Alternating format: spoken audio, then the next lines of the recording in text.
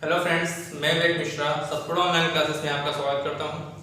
आज हम पढ़ेंगे मेन पार्ट्स ऑफ ट्रांसफार्मर। यहाँ पे आपको एक ट्रांसफार्मर का डायग्राम दिख रहा होगा, है ना, जो कि हमारे ईडी की टीचर धीरज सर ने बनाया है और उन्होंने ये लेबल भी किया है, ठीक है। और आप लोग भी ईडी की प्रैक्टिस करें इसको बनाकर। लेकिन थ्योरी में हम ये पार्ट्स पढ़ेंगे कि हर पार्ट्स का इंडिविजुअली क्या काम होता है, ठीक है। तो पहले तो हम ऐसे ही देख लेते हैं, फिर उसके बाद थोड़ा सा डिटेल में बताऊंगा। जैसे कि यहाँ पे आप देख रहे हैं, ये ट्रांसफार्मर का ये जो पॉइंट है आपका, ये आपका मेन टैंक कहलाता है। मेन टैंक कहलाता है जो कि स्टील का बना होता है और इसका काम क्या होता है, ये ऑयल जो कि यहाँ पे इसी टैंक में भरा हुआ है, ऑयल और ये वाइंडिंग्स जो कि कोर में लपेटी गई हैं, इनको सबको यांत्रिक सुरक्षा प्रदान करता है ना। यांत्रिक सुरक्षा प्रदान करने के लिए ये मेन टैंक लगा होता है, ठीक। उसके बाद आपका है टैंक हो गया, उसके बाद ये कूलिंग पाइप है। कूलिंग पाइप क्या होता है कि जैसे ही ये यहाँ पे आपको पता है कि वाइंडिंग्स में कंटिन्यू वोल्टेज और करंट के कारण गर्मी पैदा होती है, जिसके कारण यहाँ का टेम्परेचर जो है वो गर्म हो जाता है। गर्म होने के कारण ये तेल का जो है प्रसार होता है, प्रसार अर्थात फैलाव होता है, ठीक है। जब तेल गर्म होता है तो तेल जो गर्म तेल होता है वो ऊपर की तरफ चढ़ने लगता है और ठंडा नीचे रह जाता है। जैसे ही ऊपर चढ़ा, इस पाइप से ये तेल बाहर आता है। बाहर आके ये नेचुरल एयर जो बाहर हमारा हवा चलती रहती है, नेचुरल एयर जो होती है, उसके संपर्क में आता है, तेल ठंडा होता है और फिर नीचे से अंदर की ओर चला जाता है। अर्थात इस कूलिंग पाइप का क्या नाम ही समझ में आ रहा है, कूलिंग पाइप अर्थात तेल जो है उसको ठंडा रखना। तेल ठंडा रखना अर्थात ट्रांसफार्मर को ठंडा रखना, ठीक है। उसके बाद आपका टेपिंग स्विच है। टेपिंग स्विच यहाँ पे लगी होती है जो कि प्राइमरी वाइंडिंग में लगी हुई होती है। इस टेपिंग स्विच का क्या काम होता है, इसमें स्टेपिंग निकली हुई होती है, मतलब इसमें वोल्टेज घटाने और बढ़ाने के लिए होता है। यहाँ पे ऐसा क्यों होता है, क्योंकि क्या होता है, हमने फेरेंटी लॉ पढ़ा हुआ है, उसमें क्या होता है कि कभी कभी Vs जो होता है वो लेस देन Vr हो जाता है। Vs मतलब सेंडिंग वोल्टेज और Vr मतलब रिसीविंग वोल्टेज। अधिकतर क्या होता है, अधिकतर Vs is greater than Vr होता है। मतलब जितना वोल्टेज आपने देखा भी होगा कि जैसे बैटरी में हम इनपुट दे रहे हैं 12 वोल्ट का, तो रेजिस्टेंस के कारण या और अदर चीजों के कारण जो वोल्टेज 12 वोल्ट पहुंचना चाहिए वो 12 वोल्ट ना पहुंचे 11 वोल्ट पहुंचता है या 11.5 वोल्ट पहुंचता है ना। इस प्रकार से बीच में कुछ लॉसेस हो जाते हैं, जिसके कारण रिसीविंग वोल्टेज जो होता है ना, रिसीविंग वोल्टेज मतलब जहां पे हमको वोल्टेज मिल रहा है और सेंडिंग वोल्टेज जहां से हम वोल्टेज भेज रहे हैं, तो सेंडिंग वोल्टेज हमेशा ज्यादा होता है रिसीविंग वोल्टेज से। लेकिन कभी-कभी क्या होता है कि सेंडिंग वोल्टेज से ज्यादा हो जाता है रिसीविंग वोल्टेज। तो अब रिसीविंग वोल्टेज अगर ज्यादा हो जाएगा तो ट्रांसफार्मर में का इनपुट जो है वो ज्यादा हो जाएगा, आउटपुट में दिक्कत होगी। इस प्रकार से यहाँ पे टेपिंग स्विच लगी होती है, इसको टेप चेंजर भी कहते हैं। टेपिंग स्विच के अलावा इसको क्या कहते हैं, टेप चेंजर भी कहते हैं। तो यहां से हम टेपिंग के कारण इस स्विच को घुमाकर और सेट कर लेते हैं, ठीक है, ताकि ज्यादा वोल्टेज या कम वोल्टेज हुआ तो टेपिंग बढ़ा देते हैं, ज्यादा वोल्टेज हुआ तो टेपिंग कम कर देते हैं। उसके बाद यहाँ पे टेम्परेचर गेज लगा हुआ है जो हमारे अंदर ये ट्रांसफार्मर के अंदर का क्या बताता है, टेम्परेचर बताता है, ठीक है। टेम्परेचर इसका कितना होना चाहिए आपका, 20 डिग्री से 95 डिग्री तक, ठीक है। इतना टेम्परेचर अंदर का होना चाहिए, इससे ज्यादा टेम्परेचर नहीं होना चाहिए, ठीक है। ये है आपका HT टर्मिनल। HT टर्मिनल मतलब हाई टेंशन टर्मिनल। जिस तरफ वोल्टेज हमारा ज्यादा होगा, देखिए transformer step down step up दोनों प्रकार के होते हैं। स्टेप अप में जो हमारा सेकेंडरी वाइंडिंग होता है उसमें ज्यादा वोल्टेज होता है, प्राइमरी वाइंडिंग में कम वोल्टेज होता है। स्टेप डाउन में सेकेंडरी में कम वोल्टेज होता है और प्राइमरी में ज्यादा वोल्टेज होता है, ठीक है। लेकिन वाइंडिंग से मतलब HT और LT का नहीं। HT मतलब हाई टेंशन, हाई टेंशन मतलब जिधर क्या होगा ज्यादा वोल्टेज होगा उसी को हम HT कहेंगे। LT मतलब लो टेंशन, जिधर लो वोल्टेज होगा उसी को हम LT कहेंगे। प्राइमरी और सेकेंडरी से मतलब नहीं है। तो देखिए यहाँ पे HT टर्मिनल है, ये HT टर्मिनल है जो वाइंडिंग से निकले हुए हैं, ठीक है। इधर हाई वोल्टेज होगा। उसके बाद है हमारा एक्सप्लोजन वाल्व। एक्सप्लोजन वाल्व देखिए या तो ग्लास का बना होता है, ग्लास अर्थात कांच, या फिर ये बना होता है ब्रिटल शीट। ब्रिटल शीट मतलब ब्रिटल शीट में क्या होता है, भंगुरता का गुण होता है, ठीक है, भंगुरता का गुण मतलब भंगुर चीजें कैसी होती हैं कि अगर थोड़ा सा भी धक्का लगा और जमीन पर गिरी तो टूट जाती है, या उनको हीट ज्यादा मिली तो टूट जाती है। ठीक है, तो इसका जो डायफ्राम बना होता है ये ग्लास का या ब्रिटल शीट का बना होता है। ये सुरक्षा युक्ति है जो पूरे ट्रांसफार्मर को सुरक्षा प्रदान करती है।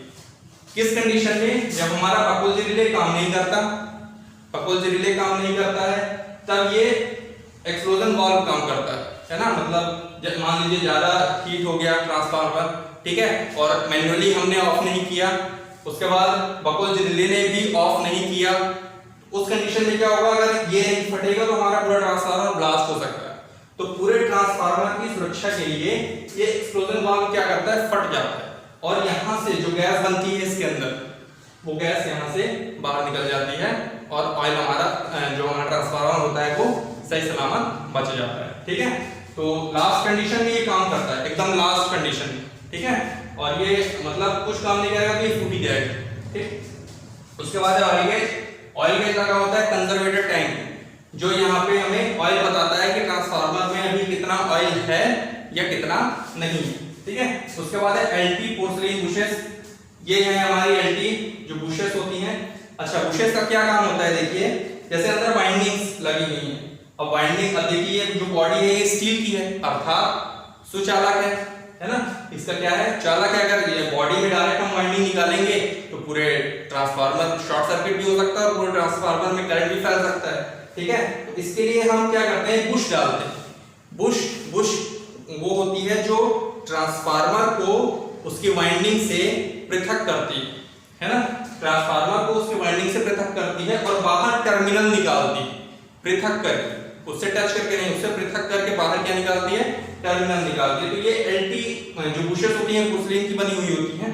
ठीक है, तो ये एलटी लाइन है यानी लो टेंशन, ये लो टेंशन है, और ये एचटी मैंने बताया हाई टेंशन। ठीक है, उसके बाद हमारा एक कंजर्वेटर टैंक है।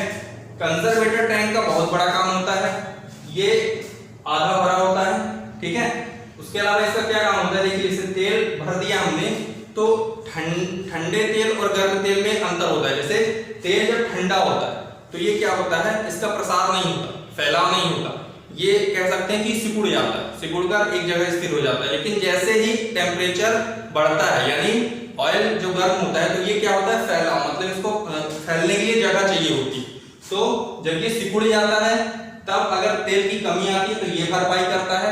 जब यहाँ पे प्रसार होता है, मतलब तेल उफान मारने लगता है कि हमको बाहर जाना है, कहीं जाना है, तो ये क्या कहता है कि जगह भी देता है तेल को फैलाव के लिए, तेल के प्रसार के लिए जगह देता है। इसलिए कंजर्वेटर टैंक का बहुत बड़ा रोल है। उसके अलावा यहाँ पे देखिए प्रेशर रिलीज वाल्व लगा हुआ है। प्रेशर रिलीज वाल्व और बकोल्जी रिले साथ में लगे होते हैं। ठीक है, बकोल्जी रिले का भी पूरा काम मैं बताऊंगा। प्रेशर रिलीज वाल्व, यहाँ पे जैसे प्रेशर बनता है तो इस वाल्व से प्रेशर रिलीज हो जाता है। ठीक है, अब देखिए यहाँ पे बकोल्जी रिले लगा हुआ है। बकोल्जी रिले की सुरक्षा युक्ति है।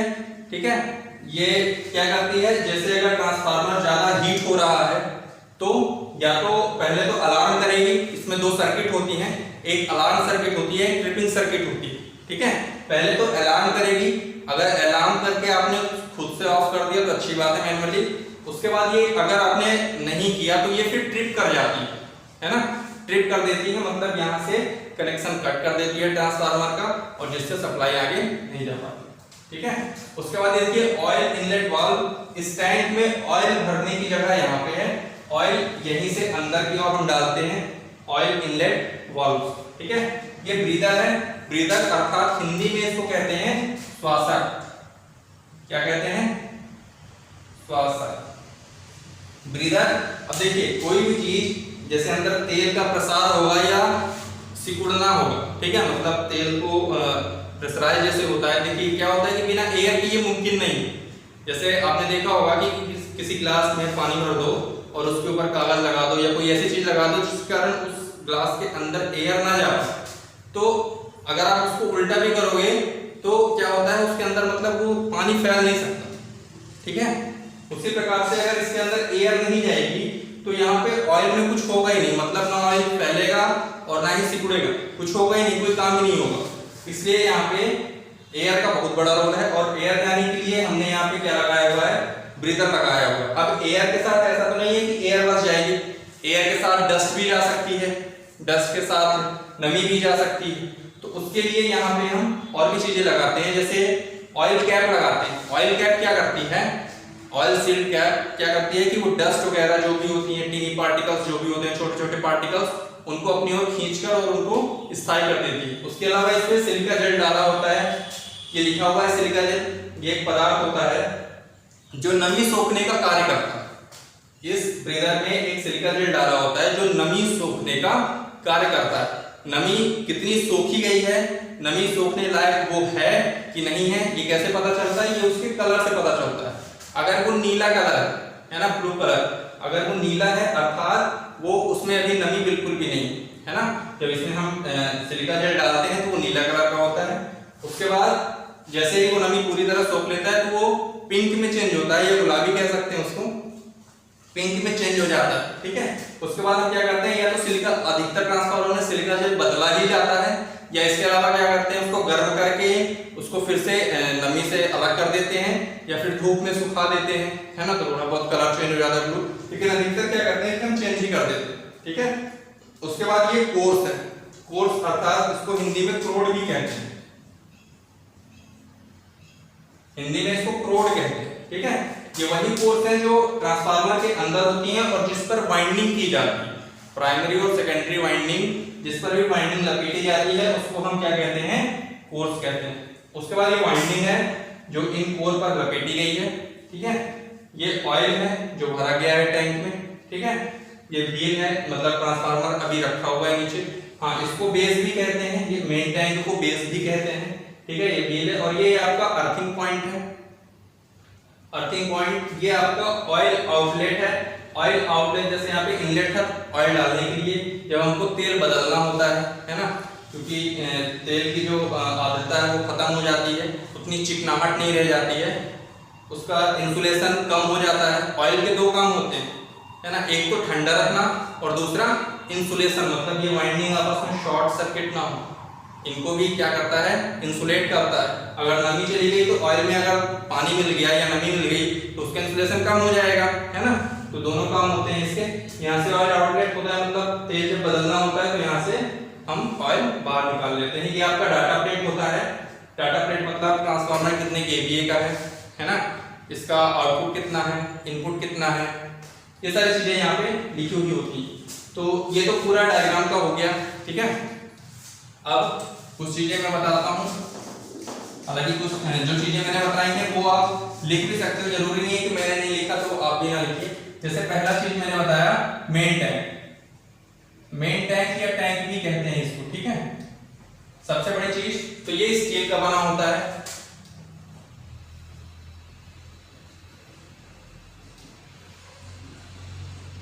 स्टील का बना होता है। ठीक है, और इसका काम क्या होता है, जो भी अंदर चीजें लगी होती हैं, जैसे आपका कोर हो गया, है ना, ऑयल हो गया, वाइंडिंग हो गई, ठीक, और भी जो चीजें अंदर होती हैं उनको क्या करता है, यांत्रिक सुरक्षा प्रदान करता है, यांत्रिक सुरक्षा प्रदान करता है। उसके अलावा दूसरी चीज है आपका कंजर्वेटर, को हिंदी में कहते हैं संरक्षक। कंजर्वेटर होता है, देखिए कंजर्वेटर का डायग्राम यहाँ पे बना हुआ है, इसको हम वेंट कहेंगे और इसको क्या कहेंगे, ड्रेन कहेंगे। ठीक है, कंजर्वेटर में दो चीजें होती हैं, वेंट होता है और ड्रेन होता है। देखिए इसमें काम क्या होता है कंजर्वेटर का, कंजर्वेटर का काम वैसे तो मैंने बता दिया है। इसमें क्या होता है, जैसे तेल का प्रसार होता है, तेल का प्रसार होता है, तो यह जगह देता है, और जब तेल ठंडा होकर कम, या कह सकते हैं सिकुड़ता है, कम होता है या सिकुड़ता है, तो तेल की कमी भी पूरा करता है।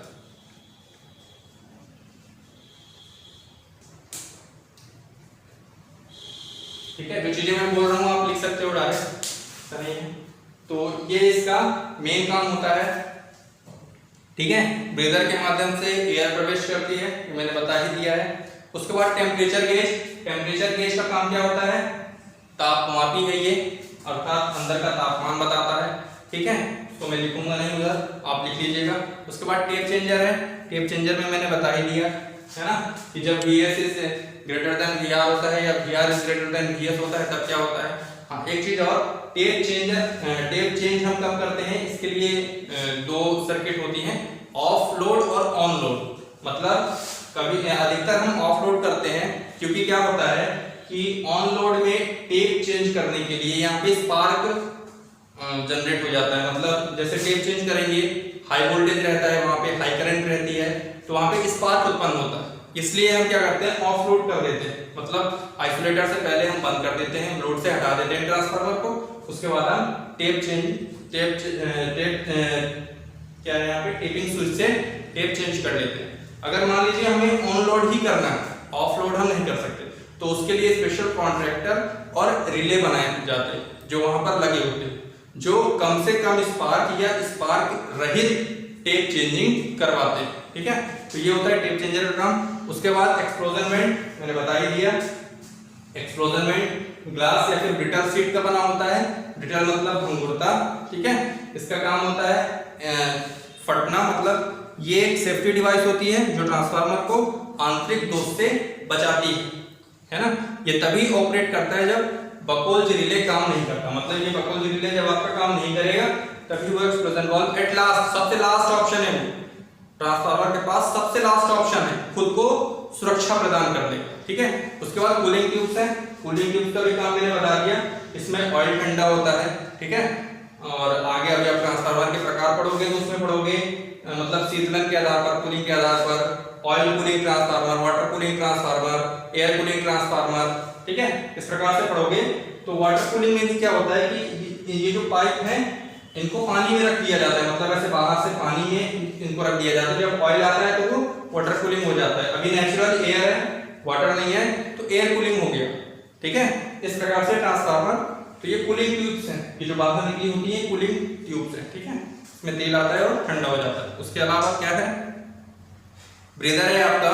ठीक है, ट्रांसफार्मर का ऑयल कूलिंग एंड इंसुलेशन दोनों काम करता है। ठीक है, कूलिंग और इंसुलेशन दोनों काम करता है। अब अगर इसके अंदर नमी चली गई तो इसका इंसुलेशन कम हो जाएगा, तो नमी न जाने पाए इसलिए हम किसका उपयोग करते हैं, श्वासक का उपयोग करते हैं।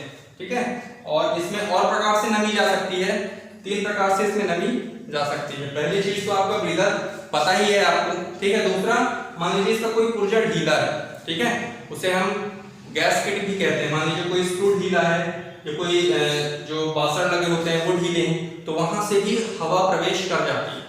ठीक है, अब मान लीजिए बरसात का मौसम है या ठंडी का मौसम है तो हवा में नमी होगी, तो जैसे ही नमी प्रवेश करेगी तो अंदर फिर से इसकी इंसुलेशन कम हो जाएगी। दूसरा प्रकार वो है। तीसरा क्या है, अंदर जैसे तेल गर्म हुआ तो उसमें क्या हुए, बुलबुले बन गए, बुलबुले या भाप बन गया, वाष्पीकरण हो गया, तब भी इंसुलेशन कम हो जाएगा। भाई भाप बनेगा, भाप बनने के बाद उसी में रहेगा तो इंसुलेशन कम ही हो जाएगा।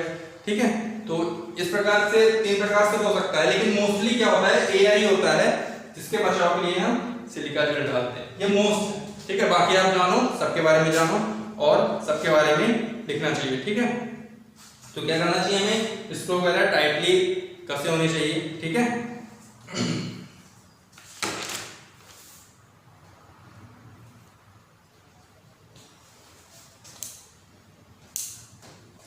मैंने बता ही दिया आपको कि जो सिलिका जेल होगा वो जब शुष्क होगा तो नीला कलर होगा और जब नमी सोख लेगा तो पिंक कलर हो जाएगा। ये चीज मैंने पहले ही बता दिया आपको। ठीक है, एयर की गंदगी को, डस्ट को अंदर प्रवेश करने से कौन, ऑयल सील रोकता है। ठीक है, जैसे बकोल्ज रिले का मैं डायग्राम बनाऊं अगर यहाँ पे,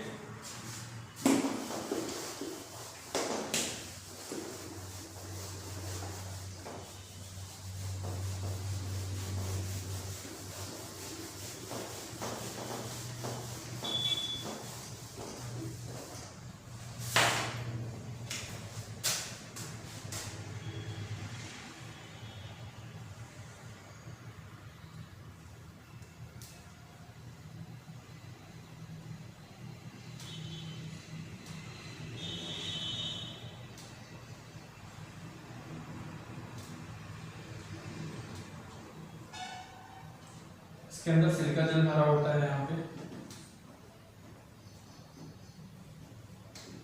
और यहाँ पे एक स्टीमर लगा होता है।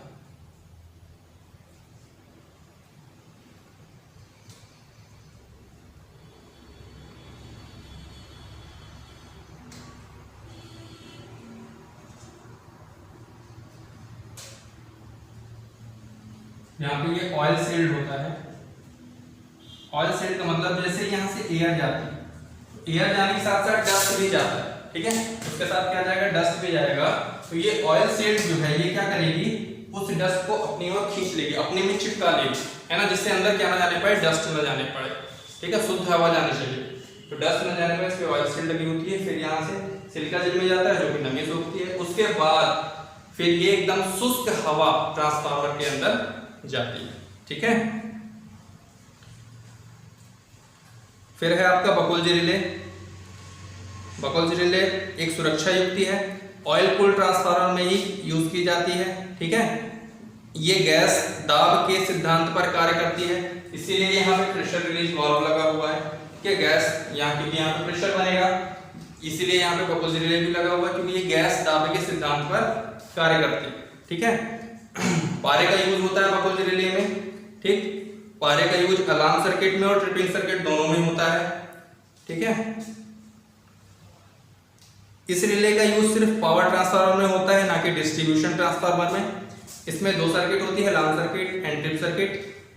इसमें फ्लोट ऊपर की तरफ तैरता है और अत्यधिक गर्म होने पर सर्किट को शॉर्ट करके अलार्म करता है। इसमें एक फ्लोटर लगा होता है, फ्लोट, जो कि पारे का होता है, पारे के कारण वो तैरता है। जैसे ही वो गर्म होता है ना, पूरी तरह गर्म होता है, तो वो क्या करता है, फ्लोटर ऊपर आके शॉर्ट कर देता है, जिसके कारण अलार्म सर्किट बजती है। और पारा ट्रिपिंग सर्किट में भी होता है, जहां पर गर्म आके वो क्या करता है, ट्रिप कर देता है, उसमें भी पारा क्या करता है, शॉर्ट कर देता है। दोनों ही कंडीशन में शॉर्ट करता है, ठीक है। शॉर्ट करने पर ही सर्किट अलार्म और ट्रिप दोनों करती है। इस प्रकार से बकोल्जी रिले क्या करता है, ट्रांसफार्मर को बचाता है, ठीक है। उसके बाद बुशिंग। बुशिंग का मैंने काम बता ही दिया। ये जो बुशेस लगी हुई हैं, इसमें लिखा हुआ है वाइंडिंग को टर्मिनल को बाहर लाने के लिए बुशिंग का प्रयोग करते हैं, जो वाइंडिंग को बॉडी से इंसुलेट करती है। ये पोर्सिलिन की बनी होती है, इसके चिकने होने के कारण इसमें पानी नहीं रुकता। अभी जैसे बाहर बुशेस निकली हुई होती हैं, तो अगर पानी रुक जाएगा तो शॉर्ट हो सकता है, पानी अंदर जा सकता है, कुछ भी हो सकता है। तो ये क्या होता है कि ये इतनी चिकनी होती हैं, इस पर पानी नहीं रुकता है, पानी क्या होता है, फिसल जाता है या निकल जाता है, कह सकते हैं, ठीक। पावर ट्रांसफार्मर में ऑयल फील्ड बुशिंग भी प्रयोग की जाती है, ठीक। उसमें क्या होता है, ये तो खाली बुश है और उसमें क्या होता है कि ऑयल भी डाल दी जाती है, मतलब पोर्सिलिन की बुश तो है, ठीक है, उसमें क्या किया, अंदर की तरफ ऑयल भी भर दिया, मतलब दो बॉडी के बीच में ऑयल भी भर दिया ताकि ज्यादा इंसुलेट हो सके, ठीक है। वो पावर ट्रांसफार्मर में प्रयोग की जाती है। तो इस प्रकार से ये ट्रांसफार्मर के पार्ट्स। अगर कोई पार्ट ना आया हो समझ में तो आप बता सकते हैं। ये बॉडी अर्थिंग है, ठीक है, दो अर्थिंग भी हो सकती हैं, बॉडी अर्थिंग, ये बॉडी अर्थिंग है। और भी इसके पार्ट्स होते हैं, जैसे अर्थिंग रिले होता है, ओवरलोड रिले होता है, इस प्रकार से। तो वो आगे सर्किट में जुड़ा होता है, वो ट्रांसफार्मर पर कहीं लगा नहीं होता। अब इसके आगे जो सर्किट होगी या इसमें से आउटपुट इनपुट में से जो सर्किट आगे जाएगी उसमें लगा होता है, ठीक है। तो इस प्रकार से ये मेन पार्ट्स ऑफ ट्रांसफार्मर है। आई होप ये सारी चीजें आपको समझ में आई हैं। इनमें से अगर किसी चीज में प्रॉब्लम है या कोई भी चीज नहीं आई है समझ में, तो आप कमेंट करके बता सकते हैं, ठीक है। अब नेक्स्ट वीडियो के साथ मिलेंगे और इसका डायग्राम जरूर बनाइएगा, प्रैक्टिस करिए, ठीक है। Thank you.